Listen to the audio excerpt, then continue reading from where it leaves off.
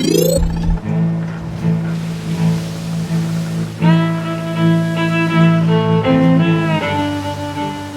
name's Jeff, you're watching Rolling the Score, and today we're going to learn how to play Sail. Sail is a two-player cooperative trick-taking game about sailing your pirate ship to where you need to be before time runs out. So let's go ahead and jump in and talk about how you play Sail.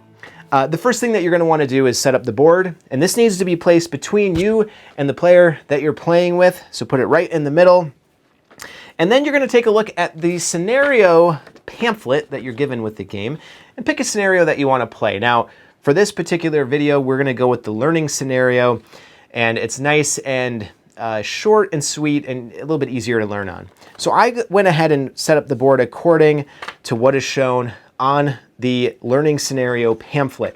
But I do want to call out a couple things about the board so that you're aware of how it's set up and what all of these different tokens mean. The first token I'll call out is the start token. This is where you're going to go ahead and take your ship meeple, put it right on top of there because that's where you're going to start the game. The other token that's even more important than that one is the end token, which is this big token with the 3 anchors on it. As soon as your ship lands on top of that token, you win the game. That's how you win. You want to sail onto that token. That's very, very important. These brown tokens represent islands.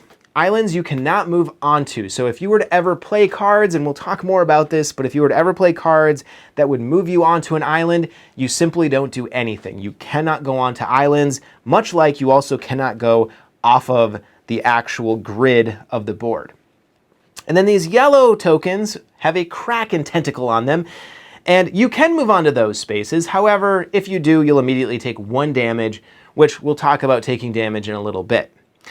The last thing that I'll call out on the board, you'll notice, are the clouds. Now, in most scenarios, there's actually going to be 2 sets of clouds. Now, these clouds are going to connect and create a column on the board. The whole point of the clouds is that you need to be past that column by the time the beginning of the 3rd round starts. So keep that in mind as you're playing, because that's going to keep kind of pushing you along. In the learning scenario, though, there's only 1 column to worry about. As long as you're past those clouds, when the 3rd round starts, you're good. So that's the state of the board. The next thing you'll do is take the Kraken board and put that to the side, just like this, and take the Kraken meeple and place it on the furthest left spot on that board, which is this first number 3. Take the Kraken card in the box and add it right here to where the Kraken deck is indicated. Then you'll take the player board, which is right here, put that on the side, and take the circular wooden token and put that on round number 1. That's where you're going to start when you play the game. And then finally take these 2 yellow cubes and put them on the trick tracks on the zeros for both you and your partner. What you'll do now is there's 6 pirates that are going to give you some sort of a rule-breaking ability. And so I'm not going to talk about all of them. These are going to be really nice for you to reference as you play the game. It'll make more sense. But you can either choose to select them based on how cool they look. You can read the abilities and pick your favorite. Or you can just randomly deal one to both you and your partner. Once you each have a pirate, maybe read those abilities to one another just so you know what they do. The next thing you're going to want to do is take the actual player deck of cards. These are the cards that have this backing. And you're going to want to separate all the 1s and 2s from this deck. These are going to be shuffled face up, actually, and then you're going to put it on top of the Kraken card, and these are going to make up your Kraken deck. Then you'll take the remaining cards in the player deck, shuffle these up, and then you're going to deal 9 cards to both you and to your partner. You're going to pick up those 9 cards, you're going to look at them, and then each of you are going to pick 1 card that you're going to pass to your partner. So you'll take one, put it face down in front of them, wait for them to do the same for you, then pick up those cards, add them to your hand, and now you're ready to play Sail. Now, the way each round in Sail works is you're going to play through the round until one of you takes 4 tricks. Now, if you've never played a trick-taking game before, we'll talk a little bit about what that actually means, but don't worry, it's very simple. What you'll do to start the game is you'll look at the round marker and you'll see which side it's on. So for round 1, it's pointed more on my my fellow player's side, so I'm going to go ahead and ask them to start the round. They will start by playing a card from their hand, and then I'm going to play a card from my hand. Now, as with all trick-taking games, you have to follow suit if you're able, but in this game there are no trump suits, there are no wild suits. It's very straightforward. If you can follow their suit, you do so from your hand. If you can't, then you can play anything else in your hand. That's fine. But only the player who plays the led suit can win the hand. So keep that in mind as you're playing. So now let's take a moment to talk about the different combination of cards that you and your partner may play in any given hand, because this is important, because not only is it going to determine who wins the trick, but it's also going to determine if you take any additional actions for that particular hand. So the first combination I want to talk about is if you and your partner both play cards that have a steering wheel symbol on it, just like this. If you play two cards with those symbols, you're going to move the ship forward diagonally in the direction of the player who won the trick. In this case, let's assume that my partner played the 8. They won the trick, so we're going to move the ship forward diagonally, one space, towards them. Now, another combination that you might come across is that you both play a card with a steering wheel, but one of you, or maybe both of you, also have Kraken symbols on here. For every Kraken symbol that's played, in addition to the 2 steering wheels, you're going to take a damage. So in this particular case, we would take 1 damage from the Kraken. We'll come back to how damage works, but keep that in mind, because yeah, moving is great in this case, but it also hurts you a little bit. And it could potentially, if you both play this particular card, you could actually take 2 damage. Another combination that could come up is one of you plays a cannon, but then the other plays specifically the card that has both the steering wheel symbol and a Kraken tentacle. In this particular case, you're actually going to damage the Kraken. That's a good thing. I'm going to talk through that now because that's pretty straightforward. All you do is you take the card that was played that has the steering wheel and the Kraken symbol, and you're going to place that on the very bottom of the Kraken deck. Yes, that is underneath the Kraken card itself. It goes on the very bottom, and it adds cards to the Kraken deck. That's going to be very helpful because, again, in a moment we'll talk about taking damage, and that's where you're going to be removing cards from this deck, so you want to be adding cards to that deck along the way.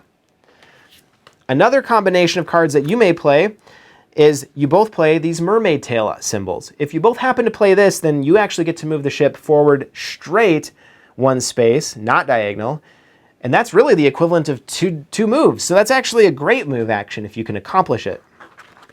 Finally, the last combination of symbols that you may come across is 2 cannons.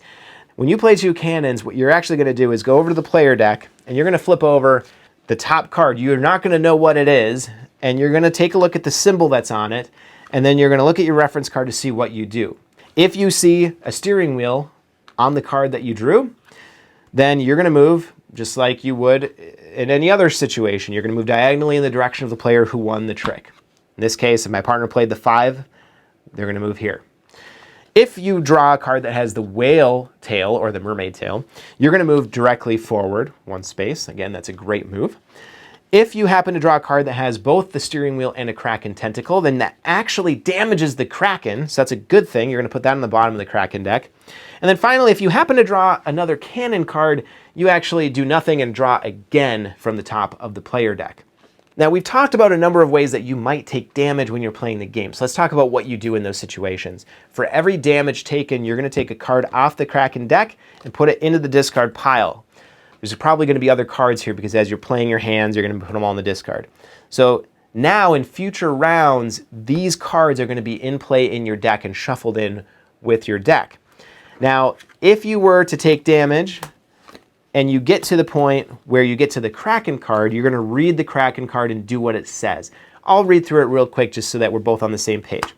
If this card would be added to the discard pile, place it behind the other cards in the Kraken deck and advance the Kraken track, which is the Kraken meeple.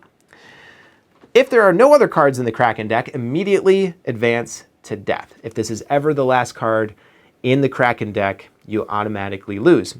But in this case, we have another card, so we simply just move it to the back and we continue playing. But of course, we do not want to take another damage because we would lose if that's the last card. Now, let's talk about round end, because as soon as one of you takes 4 tricks, the round is going to automatically end, and you need to do a few things. The first thing you're going to do is take a look at the Kraken meeple. In this case, it's on the number 3, and we're going to immediately take 3 damage. So take 3 cards, put it in your discard pile. The next thing you'll do is advance the round tracker to the next round, move your trick cubes to 0 on both sides, and then take the discard pile along with all the other player cards and shuffle them up so that you can begin a new round by dealing 9 cards to both players once again.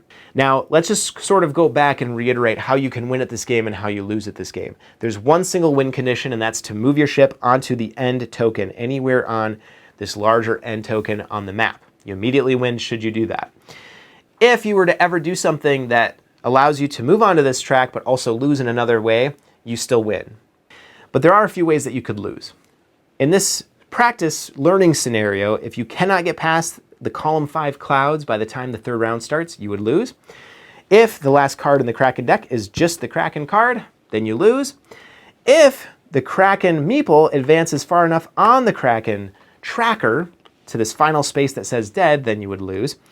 And if you don't get to the final end token by the time that round 5 ends, you would also lose.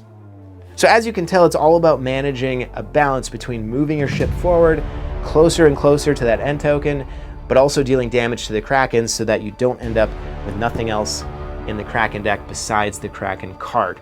And that is how you play Sail. If you have any questions or comments, or maybe you have good strategies that you want to share, please leave a comment. I'll be sure to read them all. Otherwise, thank you very much for watching, and best of luck on your next voyage.